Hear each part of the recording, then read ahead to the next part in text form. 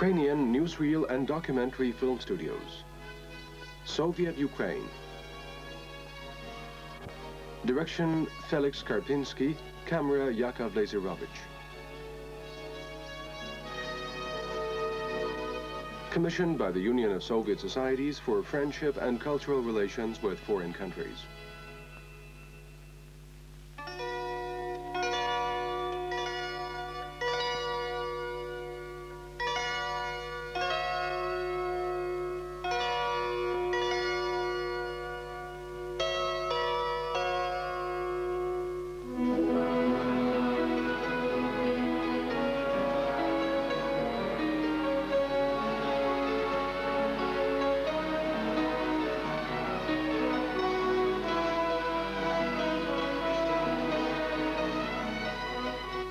Of the 22,000 rivers in Ukraine, the Dnieper is the biggest. It carries its waters calmly and freely to the Black Sea across the entire republic, whose territory is bigger than that of any European country.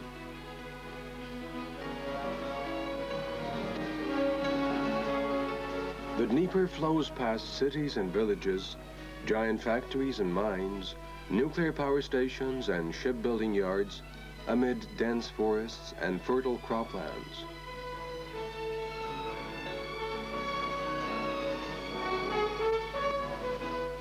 There are over 400 cities in the Ukraine, and some of them have over 1 million population. Zaporozhye, a steelworkers city. Kharkov, a city of machine builders. Donetsk, a coal mining center.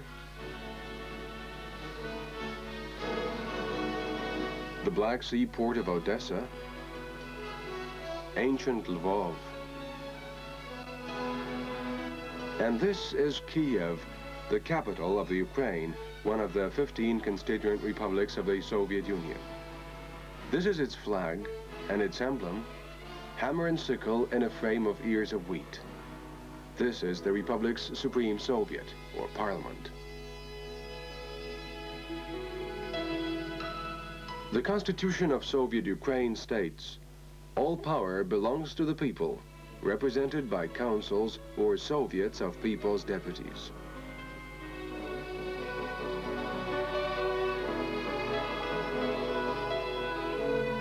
These are stone-wall chronicles of Slav history. Our ancestors tilled the land and fought wars. Kievan Rus, a powerful state, for several centuries shielded Europe from Mongol invasions. These lands have more than once seen popular rebellions against national and social oppression.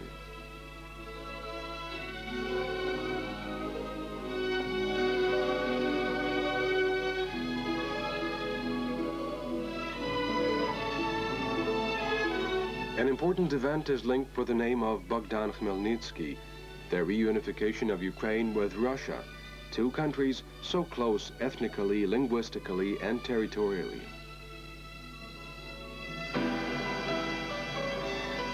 The image of Kiev was built up over centuries.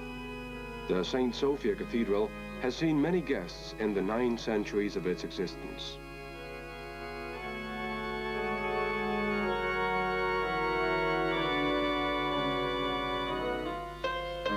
Now, too, Kiev welcomes guests with sincere hospitality.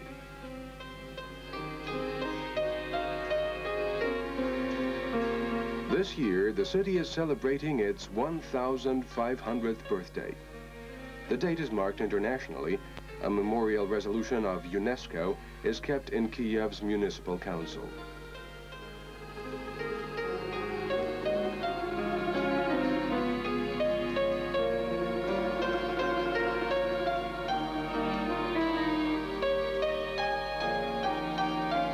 You can cross the entire city, keeping in the shade of trees all the time. There are 300,000 chestnuts alone. Kiev has 20 square meters of greenery per every one of its 2.5 million residents.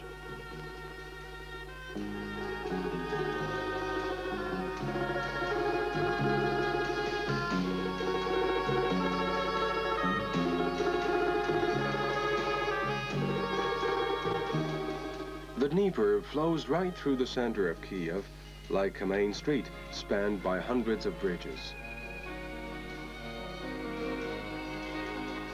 One of the bridges is a unique all-welded structure named after its designer, Yevgeny Paton. His son, Boris Paton, is the president of the Ukrainian Academy of Sciences.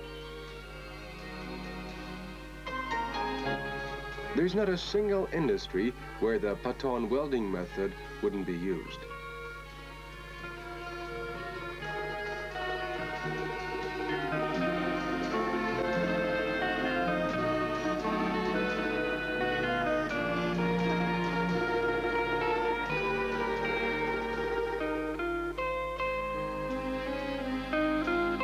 Colleges and universities rear the science of tomorrow. Former workers and farmers produced a new generation of intellectuals. This was the dream of the great poet and revolutionary Taras Shevchenko. He foresaw the future when the word unemployment would be forgotten.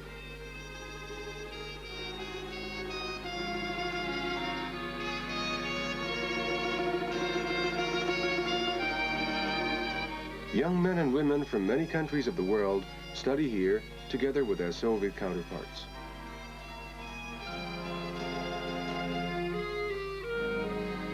Graduation ceremony at Kiev University is traditionally held on June the 22nd. On that day, in 1941, Nazi Germany attacked the Soviet Union. The opening ceremony of the Ukrainian Museum of the Second World War was attended by General Secretary of the Soviet Communist Party, President Leonid Brezhnev, and member of the party's Politburo, First Secretary of the Ukrainian Communist Party, Vladimir Sherbitsky.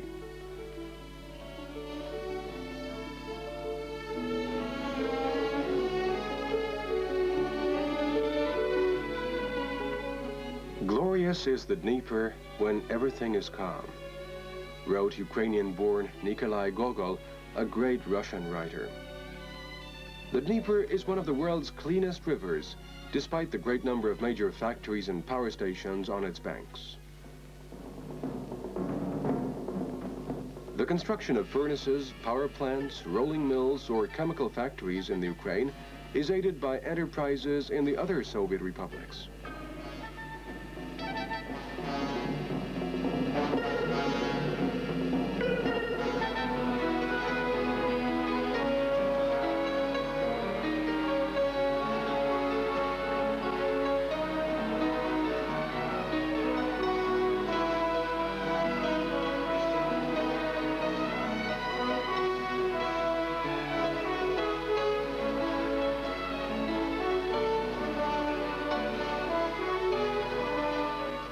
Dozens of enterprises supply parts for the buses made in the city of Lvov. These buses are very popular in the Soviet Union, and many are exported.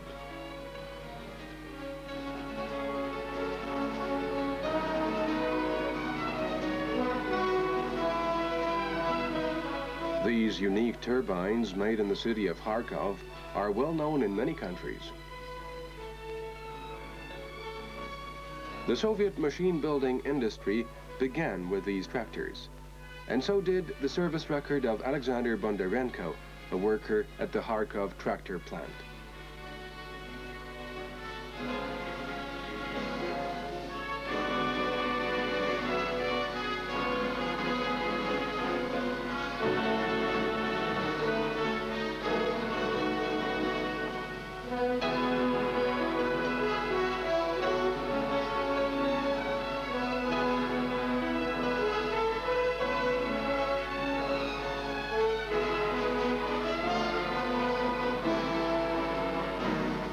The production of consumer goods is growing steadily.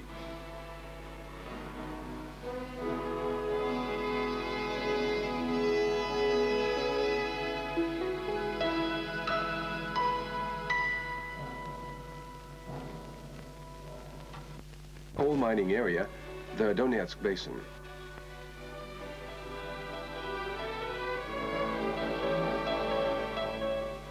The mining megapolis of Donetsk is one of the best industrial cities in terms of greenery and planning. In the first years of Soviet power, the entire Donetsk basin produced 1 million tons of coal.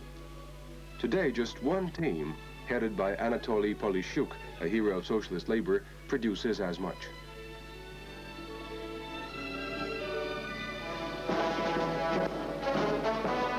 This is a special holiday, Miners' Day.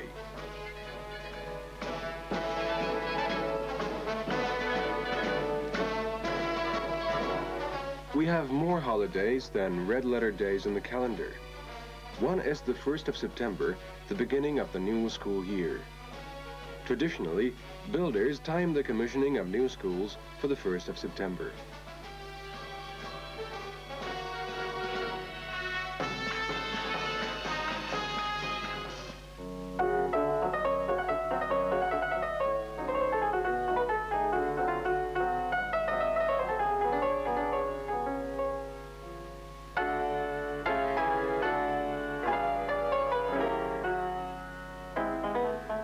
All the best goes to children.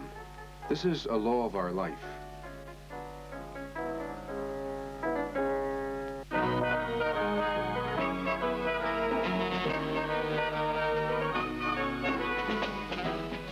The Black Sea coast of the Crimean Peninsula, a national resort, has also been dubbed the Republic of Young Pioneers.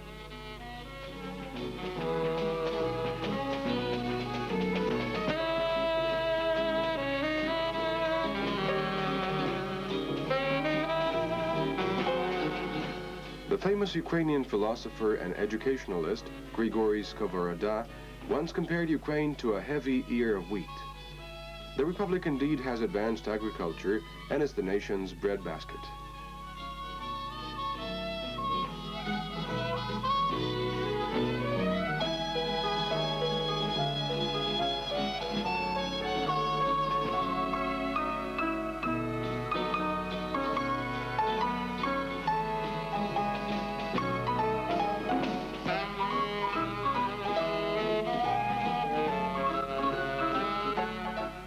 Dmitry Matorny, hero of socialist labor and member of the National Parliament, is chairman of a cooperative farm in the Kherson region. Living conditions and the catering services on the farm are improving all the time, just as elsewhere in the Republic. Today, practically every family here has everything that a city family does.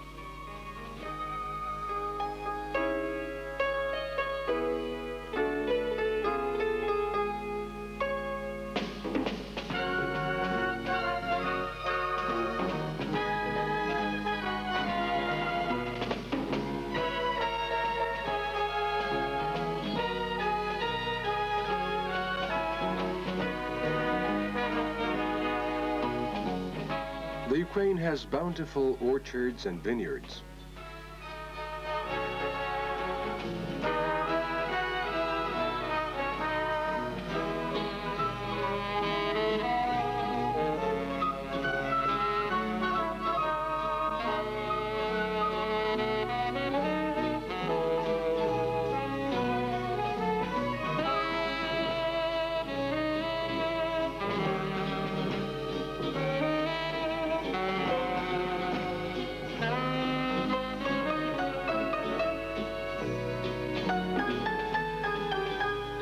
Ukrainian wines are exported to many countries.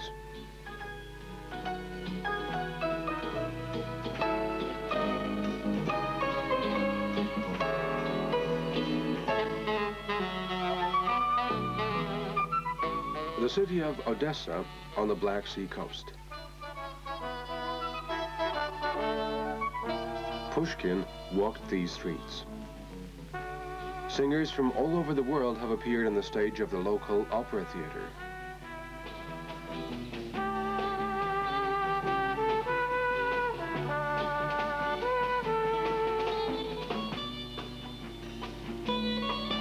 Odessa is the Soviet Union's main southern port.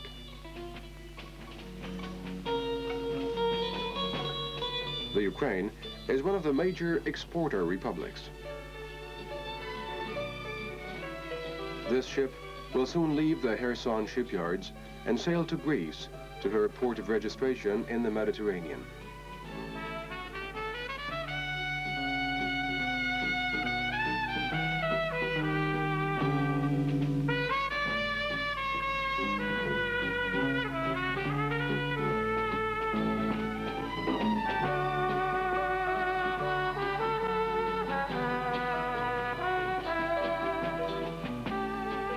Such meetings are commonplace.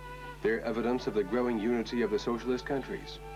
Here, textile workers of Kherson are playing host to their counterparts from Bulgaria. But the ties the Ukraine maintains with other countries go beyond pure business. Meetings between delegations of twin cities have become a tradition. Ukrainian cities have streets named after Kyoto in Japan, Marseille in France, Florence in Italy, and Tampere in Finland.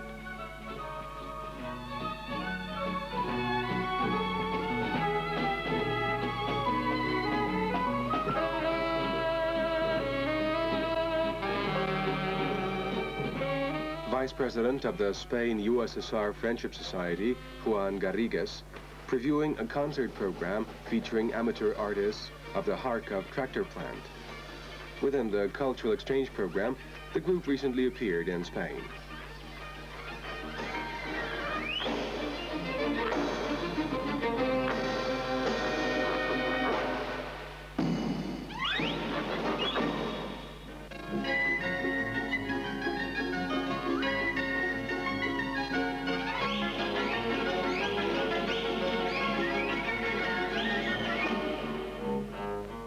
The people of the Ukraine meticulously preserved their national traditions. The beauty of the landscapes, local customs, and traits of character, all this is reflected in the colorful folk art.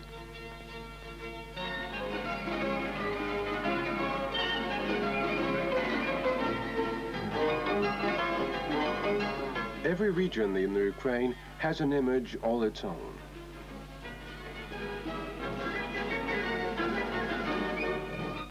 They're all different in the way of life, their songs and rites.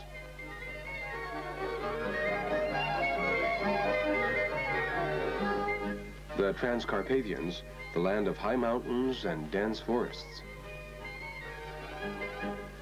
Many songs and poems have been dedicated to the beautiful and bountiful land of Soviet Ukraine.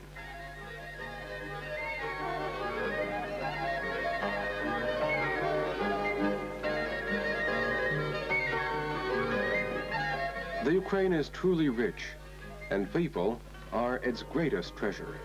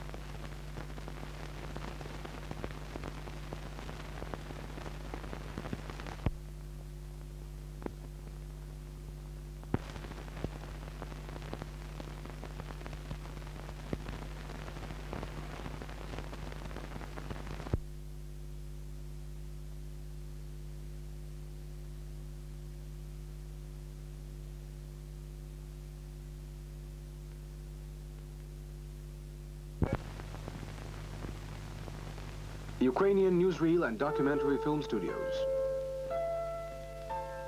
The Soviet Ukraine.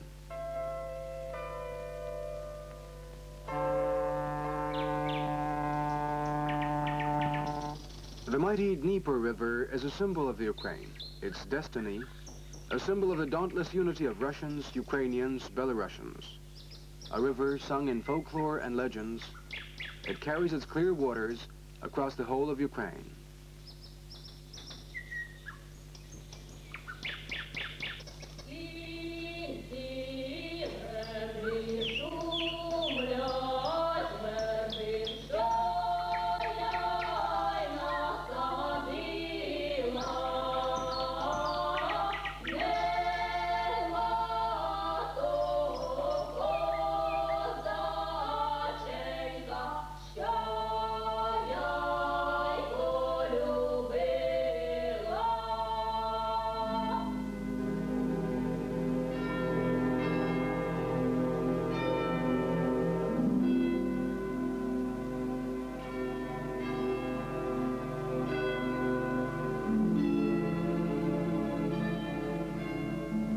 Like two giant banks of the Dnieper, from the green Carpathian Mountains to the Donetsk steppe lands, from Polessia to the Black Sea, this is Soviet Ukraine.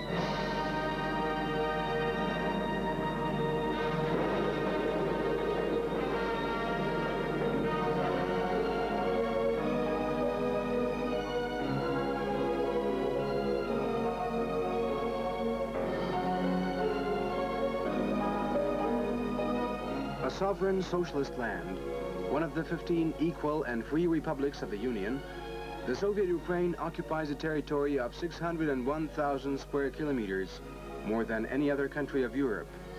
Its population numbers 50 million out of the 250 million friendly family of peoples of the USSR. It's a land of metal and wheat, a powerful industry, modern science and culture. A land where labor is free from exploitation, where all the wealth belongs to the people. For 60 years, the red banner of the October Revolution has been flying over the Ukraine, the banner of the revolution that opened up a new history of the Ukraine.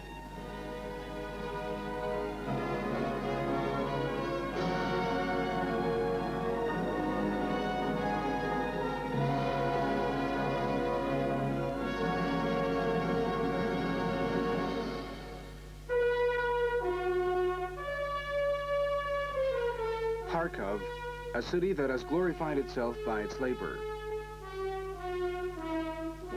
It was here on December 25th, 1917, that the Ukraine was proclaimed a Soviet republic.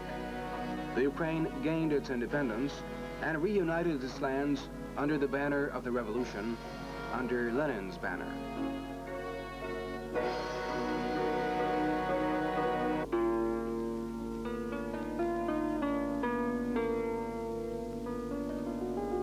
The Museum of Folk Architecture and Handicrafts of the Ukraine. How rapidly everything changes. The traditional Ukrainian hut and windmill, these are but reminders of the past.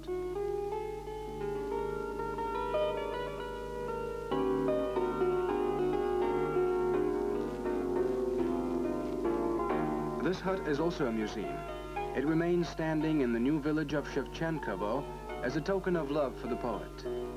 In his youthhood, this was the home of Taras Shevchenko, a serf, and the poetic genius of the Ukraine.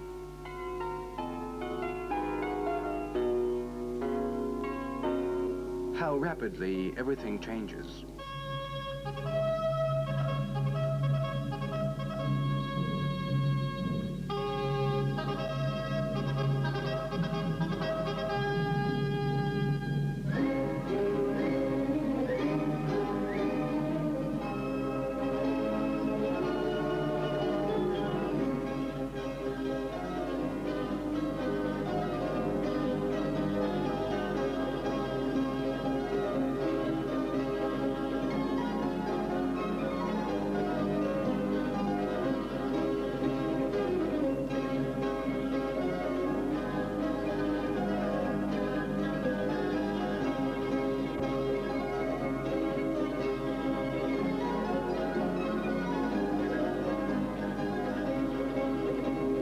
Ancient Kiev, the capital of the Republic, grows young.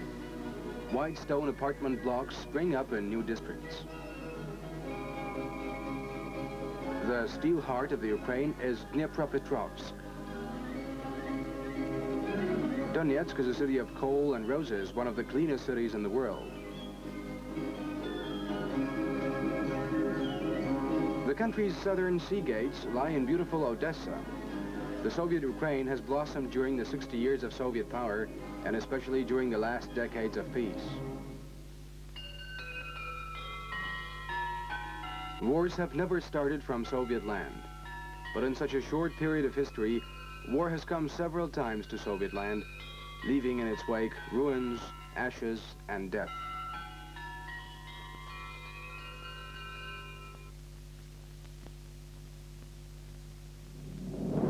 (1941), newsreel shots of fascism, the disgrace of history, the disgrace of mankind.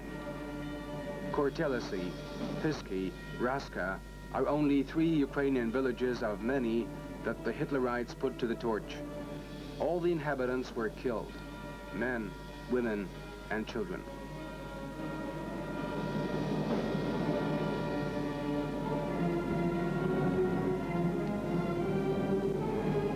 The Ukraine was enveloped in flames.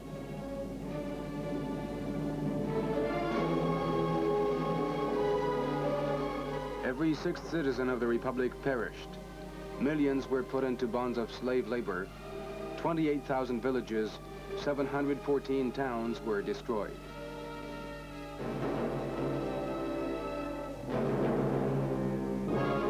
The victory over fascism was a victory of fraternity and friendship among the Soviet peoples, a victory of the ideals and principles of the October Revolution.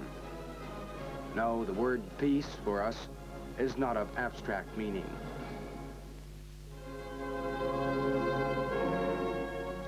The right to live in peace is the most important and inalienable right of every people, of every person.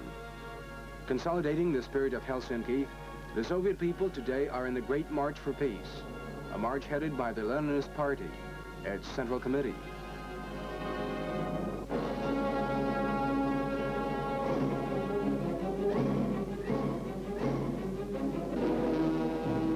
With fraternal aid from all the Soviet republics, the Soviet Ukraine began to rise from the ruins.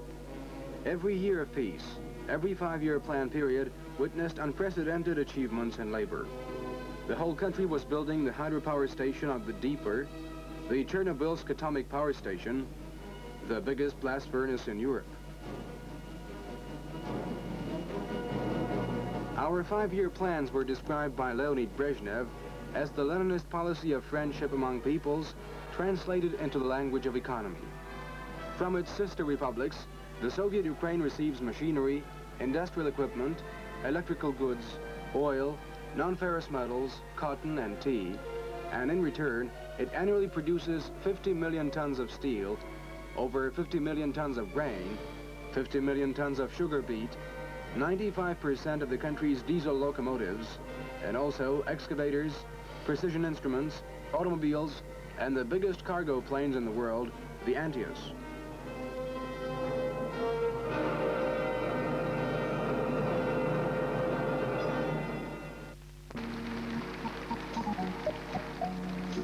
Spacemen of the Soyuz Apollo program visit academician Boris Paton, president of the Ukrainian Academy of Sciences.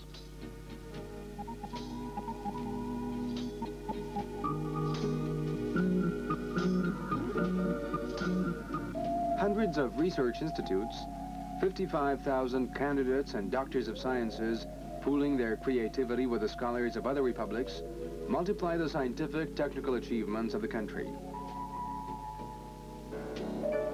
The man of labor is the master of the country. These words symbolize the meaning of the Soviet way of life. The active participation of the workers in running the state is one of the laws of the Soviet democracy. Ivan Radzievsky is a shipbuilder at the Leninska Kuzня shipyards. A worker, he's also a member of the Supreme Soviet Presidium of the Ukraine.